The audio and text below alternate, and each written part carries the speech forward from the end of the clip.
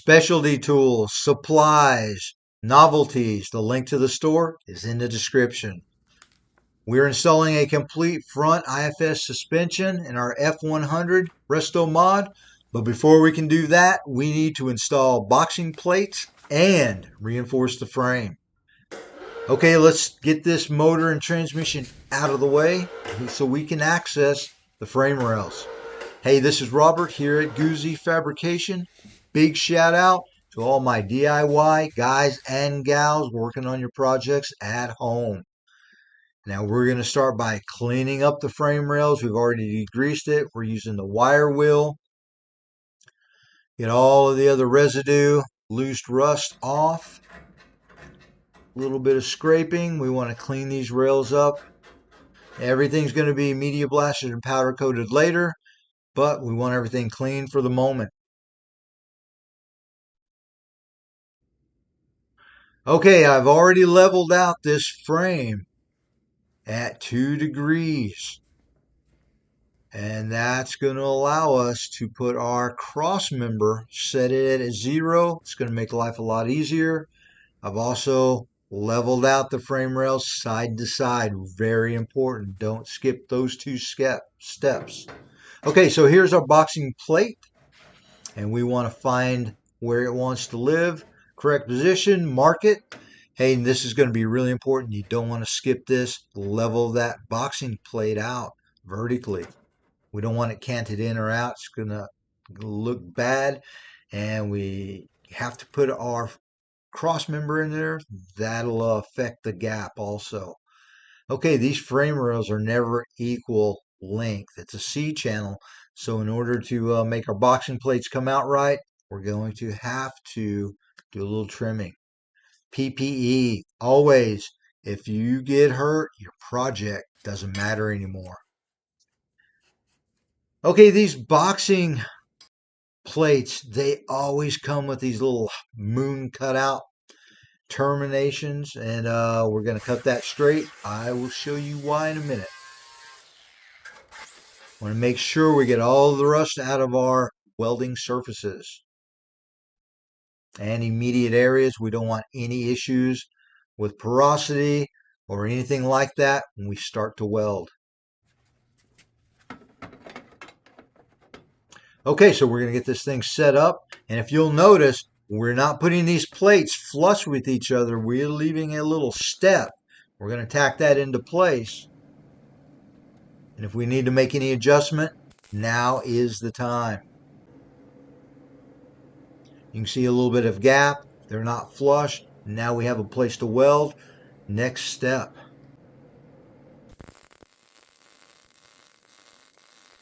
Now we're not going to do a continuous weld.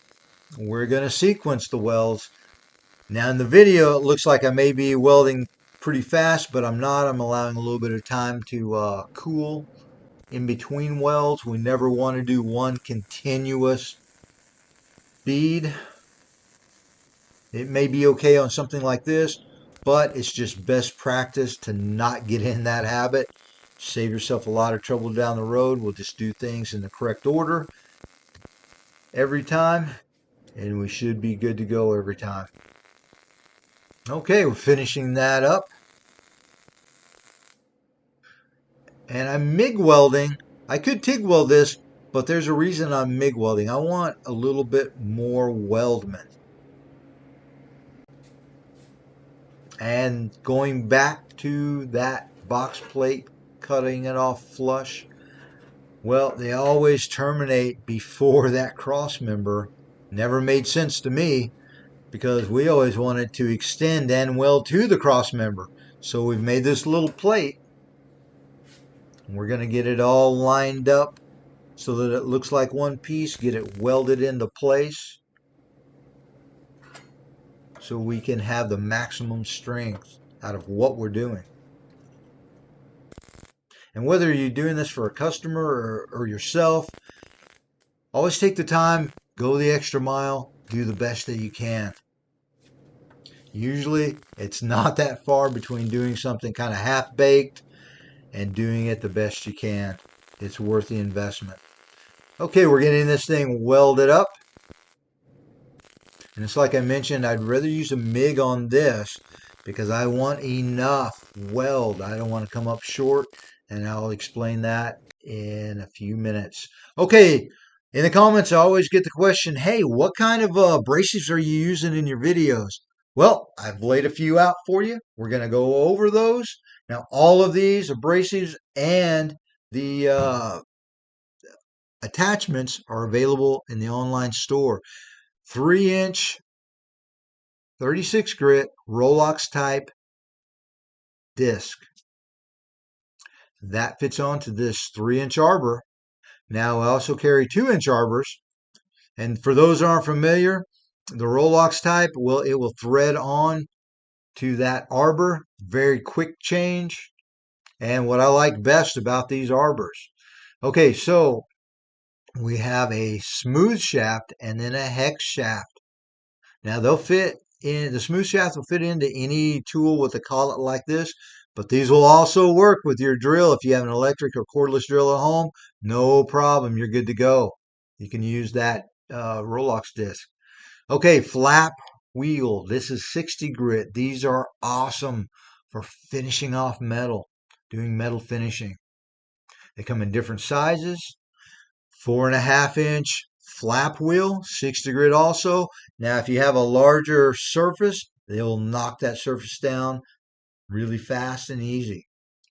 Okay, if you are grinding any welds, there's nothing better than these. 3-inch, 3/16 by 3/8. That will knock it down fast and easy and not affect a big area, so you're not gouging the metal everywhere. And we also have these little arbors. They'll fit under there. You can also use those in the drill. Wire wheel. And the star of the show, vacuum spot blaster. Will not make a huge mess in your garage. Let me show you how we use this. That cone, you press it up hard against whatever surface you're getting ready to weld. Hit the trigger. Boom. No better way to prep a weld. All those items are available immediately in our online store. Now, this is very important. We want to plane the surface down. Now, I've got a little bit of an angle on the flap wheel, but we're grinding that as flat as possible. We don't want to gouge the metal. We don't want to put dips or divots or anything like that in it. We want it to look like you're planing wood, a nice, even surface. That's going to be very important in the next step.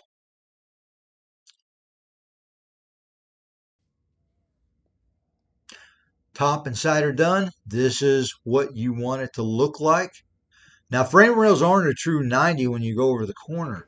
They're rounded.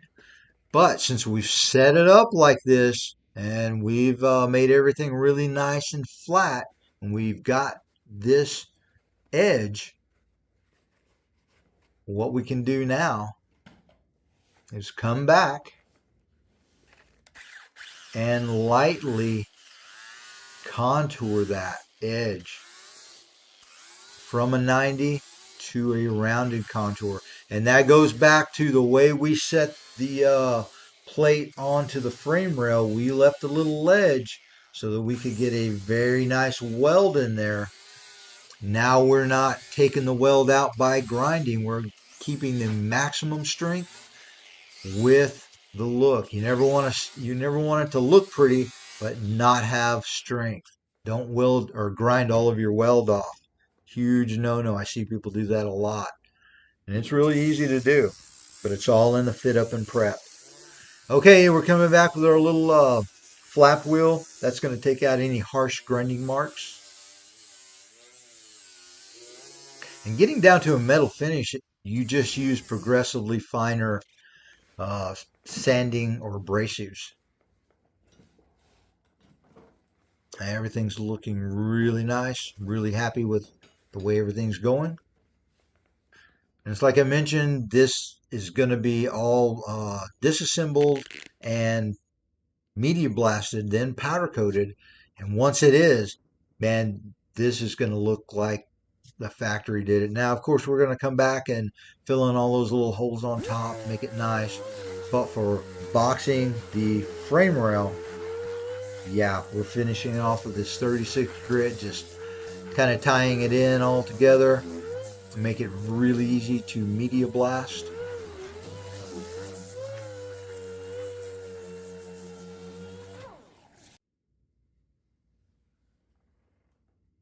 Hey, I'm really happy with that. And I make these videos to walk DIY people through all of these steps because if I can do this, you can do this at home too and achieve the same results. Maybe you don't have all the same tools.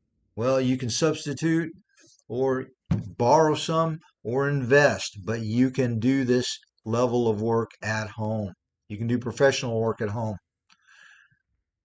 Hey, we're ready for the next step to install our IFS front suspension into our Restomod F159 Ford.